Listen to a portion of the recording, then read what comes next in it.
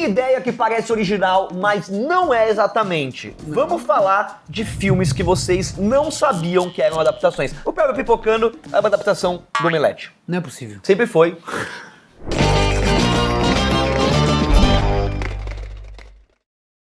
Será que Amigos Imaginários são só mesmo imaginário? Ou talvez eles são seres que se conectam com crianças e depois ficam furiosos quando são esquecidos. Mas você tá falando isso por experiência própria? Você tinha amigo imaginário? Cara, eu até tinha, mas não é pela minha experiência própria, não. É pela minha experiência com o filme Imaginário Brinquedo Diabólico. Esse novo filme de terror da Blumhouse vai ficar na sua cabeça. Realmente, meus amigos, vindo do estúdio que fez Corra e Sobrenatural, só dá pra esperar coisa assustadora. E eu não sei você, Bruno, mas pra mim, pouca coisa assusta mais do que essas histórias que subvertem a inocência da infância, transformam coisas fofinhas em coisas ameaçadoras. Eu tenho muito medo disso. Pode se preparar então pra nunca mais você vai ver um ursinho de pelúcia da mesma maneira. Acabou. Você vai ver o ursinho e vai fechar o armário agora. Bora garantir seu ingresso pra ver Imaginário Brinquedo Diabólico. Você vai comigo, Bruno? Cheguei pra gravar. Vamos? Começou? Ih, rapaz.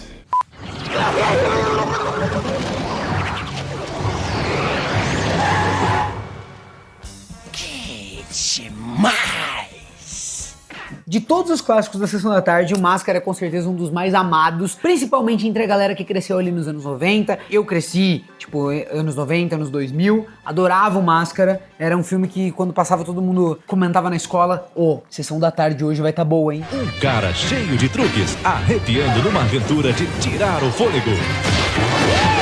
O Máscara! E pra surpresa de muitos meus amigos, o filme é na verdade uma adaptação da edição 0 de uma minissérie em quadrinhos publicada pela Dark Horse Comics.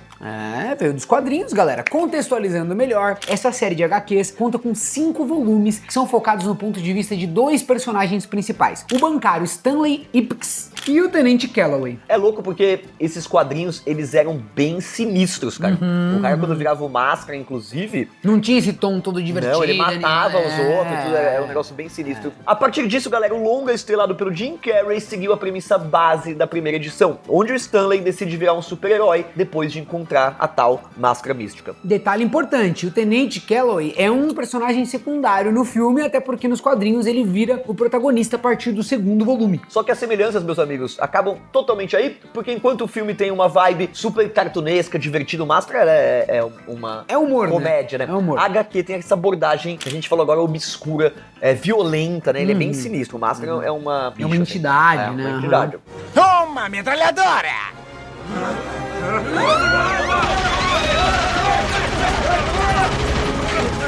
Ao longo do capítulo, o Ipkiss vai sendo controlado pela máscara, ele vai perdendo a sanidade, virando um maníaco assassino que passa a ser chamado de Big Head. Fora isso, na HQ não tem a personagem da Cameron Diaz, não tem o cachorrinho Milo, sem falar que a própria máscara tem uma origem africana e não nórdica como mostrada no filme. Mas o curioso é que originalmente o roteiro seria tão sombrio quanto a HQ, mas aí o diretor, o Chuck Russell, ele acabou reescrevendo o papel do Ipkiss pensando especialmente no Jim Carrey. Falou, vamos trazer o Jim Carrey, fazer uma coisa diferente, aí teve que mudar certas coisas do roteiro. E que bom, né? Eu acho que isso foi bem acertado deles terem dado esse tom de humor, né, e ter colocado o Jim Carrey. Eu acho que não tinha como fazer com outra pessoa, porque... É um dos papéis mais icônicos da carreira do Jim Carrey, inclusive, né? Muita piada ali maliciosa que uma criança não vai entender. Sim. Mas também ele é muito colorido, ele é muito divertido pra quem é mais novo.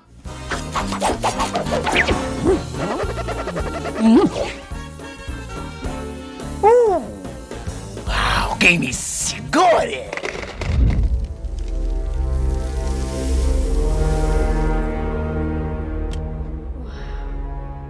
Jumanji, galera, é outro clássico da Sessão da Tarde que não surgiu de um roteiro original. Ele, na verdade, adaptou um livro do escritor e ilustrador Chris Van Allsburg. Pra quem nunca ouviu falar, o Jumanji original é um livro infantil ilustrado sobre 2 irmãos que jogam um jogo capaz de trazer tudo o que acontece no tabuleiro pra realidade. Bom, a princípio já dá pra saber que o filme se manteve fiel à ideia criada pelo Chris, mas o roteiro também trouxe certo suspense, um toque de grandiosidade que talvez não tinha na história original, pra trazer aquela aquele poder do cinema pra história. Isso porque, ao contrário do livro, né, onde tudo acontece dentro da casa dos protagonistas, no filme os animais e criaturas eles saem correndo aí pela cidade, causando várias confusões. Falando em protagonistas, os personagens do Robbie Williams e da Bonnie Hunt não existem na trama original, que é focada apenas nos irmãos Judy e Peter. Por outro lado, galera, várias ilustrações do livro que são muito legais, elas ganharam vida nas telonas, como por exemplo uma cena muito da hora, que é o leão em cima do piano, isso é muito, nossa, muito surreal. Os macaquinhos fazendo bagunça na cozinha e também a manada de rinocerontes. Que é aquele ápice do filme, né? Sinistro.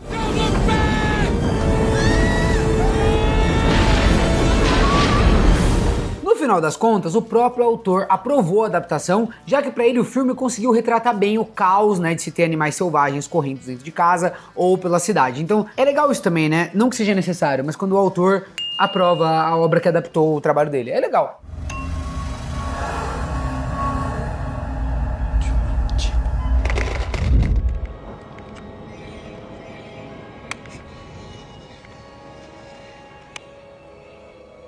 A década de 80, meus amigos, a década de 80. Que saudade dos anos 80. Foi berço para franquias de terror trash e das franquias ainda mais icônicas do cinema, como Hellraiser Renascido do Inferno, um dos longas mais brutais do gênero. O curioso é que até hoje alguns fãs não sabem que o filme adapta um romance de terror chamado The Hellbound Heart, ou O Coração Condenado, né, numa tradução que a gente fez aqui livre. Aliás, o filme teria esse mesmo nome, mas os produtores acharam que o título passava uma vibe meio romântica. Aí o diretor mudou para Os Sadomasoquistas Além do Túmulo, meu Deus. Daí acho que não pegou muito também, o estúdio não curtiu. O estúdio não curtiu. E depois acabou batendo um martelo aí, né, fecharam em Hellraiser. Muito melhor, né, que os dois. Nossa, que os masoquistas do inferno.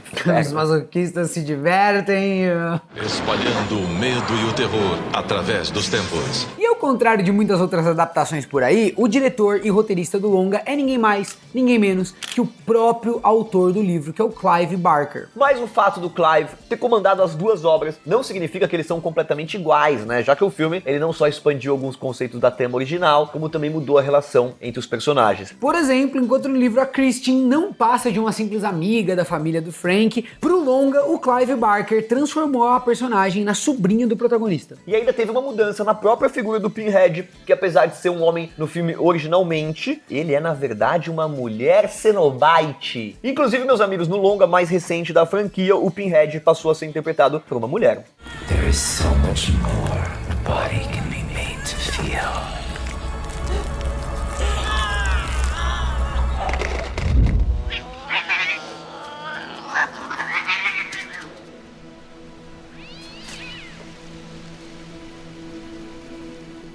Titio Christopher Nolan, que agora é oscarizado. E uma salva de palmas pro Christopher Nolan.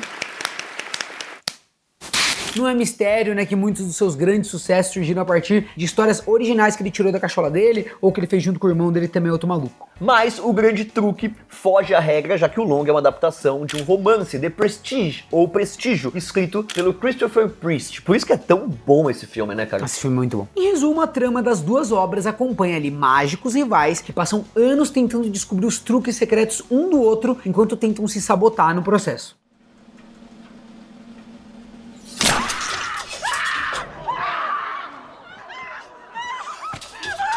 Uma coisa muito interessante, galera, sobre o livro é que ele é um compilado dos diários dos próprios protagonistas, né? Criando, assim, um suspense a partir aí de diversos pontos de vista dos personagens. Isso é muito interessante, né? Que louco. Funciona bem no livro isso, né? Agora, pra adaptar ia ser complicado pro cinema. Esse suspense foi algo que o Christopher Nolan conseguiu reproduzir bem na tela, já que a trama ela vai alternando entre o passado e o presente e também dos dois ilusionistas. Então a gente consegue ver a coisa por vários ângulos, igual no livro. Inclusive, quem escolheu o Nolan pra adaptar o livro foi o próprio autor, que ficou impressionado com o trabalho do diretor em The Following, o primeiro filme dele. E detalhe, na época, quem queria adaptar o romance era o Sam Mendes, que tinha acabado de ser indicado ao Oscar por Beleza Americana. Mas o Christopher Priest preferiu o Nolan justamente por ele querer apoiar o trabalho de um cineasta que estava estreando, começando.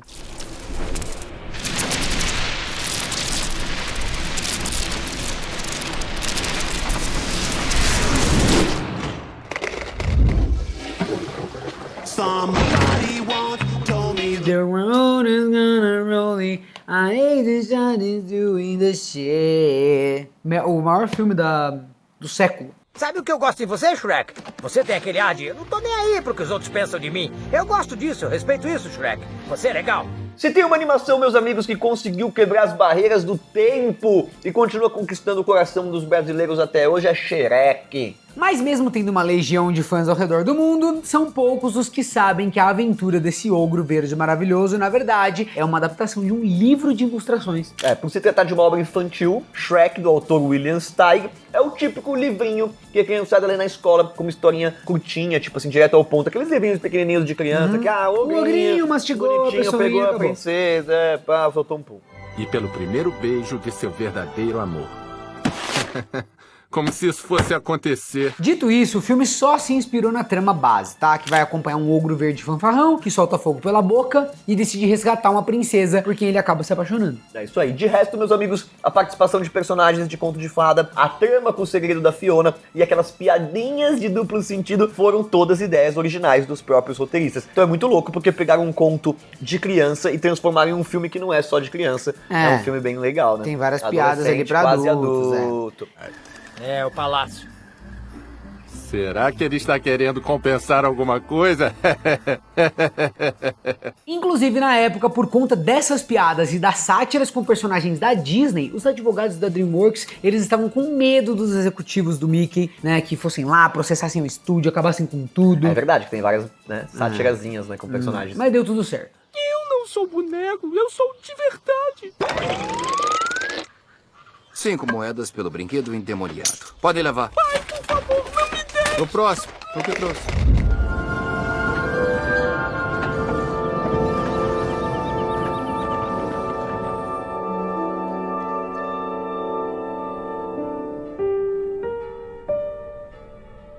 O Estúdio Ghibli é um outro estúdio oscarizado.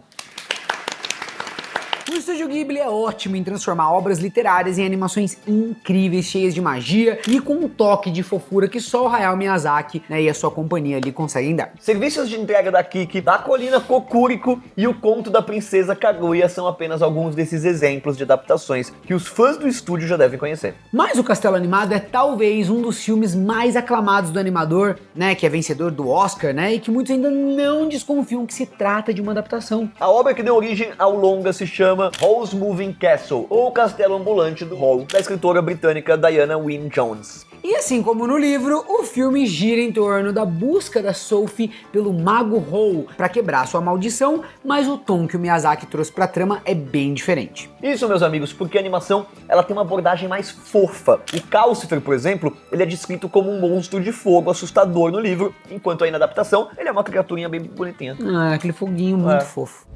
こんがらがった呪いだね。この呪いは簡単には解けないよ。 A versão pro cinema também deixou de lado toda uma subtrama de romance envolvendo as irmãs da Sophie, que ao contrário do que acontece na trama original, vai ficando mais jovem ao longo do filme. Aliás, galera, essas mudanças do Miyazaki, elas deixam bem clara que ele tem uma visão narrativa bem própria, né? Até porque essa necessidade de romance em histórias fantásticas é um tropo dramático considerado bem ocidental. Então, faz sentido ele ter abandonado esse ponto na trama, né? É, porque é interessante ver isso, né? Que isso funciona pra gente, né? Histórias do Oriente não tem essa necessidade que a gente sente de ter um casal apaixonado, um triângulo amoroso, qualquer coisa surubinha, assim. Surubinha de leve, né? É.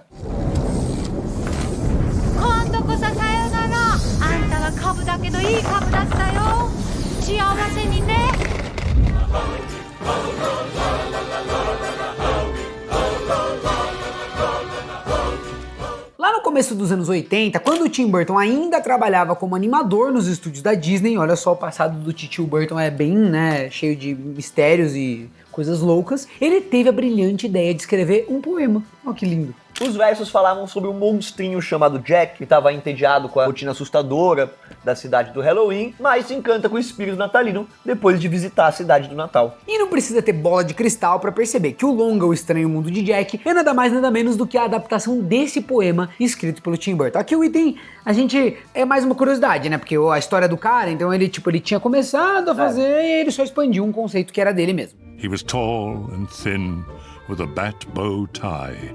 Jack Skellington was his name. He was tired and bored in Halloween land.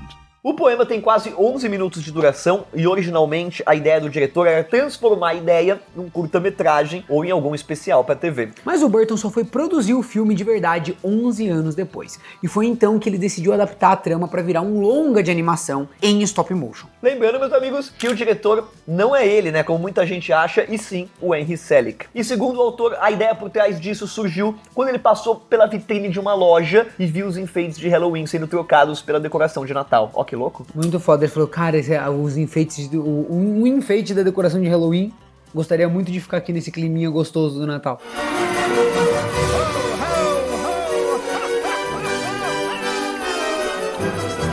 É isso aí, meus amigos. Ative o sininho, sinistro é o sininho, sanistro, Savina, e Sivisto. Assine o seu...